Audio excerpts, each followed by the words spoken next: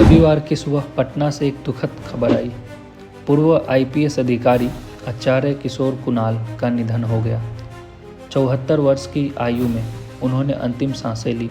धार्मिक न्यास बोर्ड के पूर्व अध्यक्ष और विश्व प्रसिद्ध पटना महावीर मंदिर न्यास के सचिव आचार्य किशोर कुणाल के जाने से पूरे राज्य में शोक की लहर दौड़ गई है।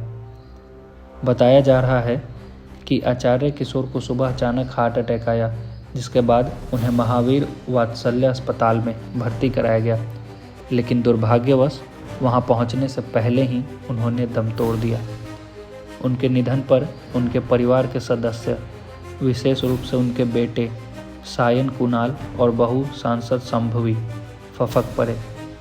उप मुख्यमंत्री सम्राट चौधरी ने कहा कि किशोर कुणाल जी का जीवन समाज सेवा और धार्मिक उत्थान के लिए समर्पित था। उन्होंने महावीर मंदिर को एक राष्ट्रीय पहचान दिलाई और समाज के कमज़ोर वर्गों के उत्थान के लिए अभूतपूर्व कार्य किए।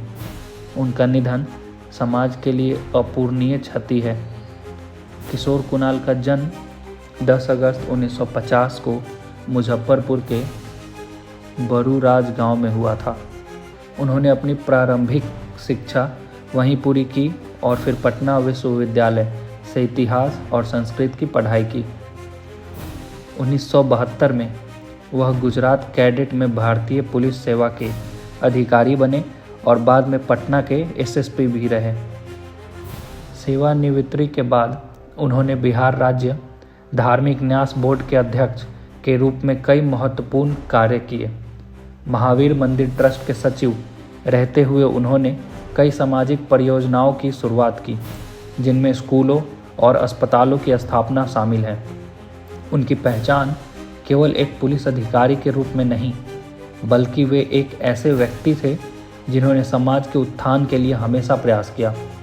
उन्हें अयोध्या में श्री राम मंदिर निर्माण में भी महत्वपूर्ण भूमिका निभाने के लिए याद किया जाएगा। उनके निधन से न केवल बिहार, पूरे देश को एक महान विभूति का नुकसान हुआ है।